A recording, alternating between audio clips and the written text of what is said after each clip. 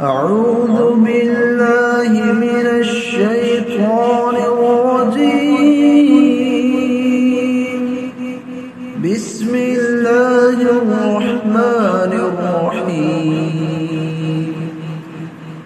القارعة ما القارعة وما أدراك ما القارعة يوم يكون الناس كالفراش المبثوث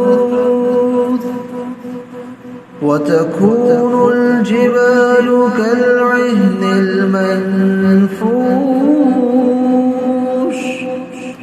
فأما من ثقلت موازينه فهو في عيشة راضية وأما من خفت موازينه فأمه هاوية وما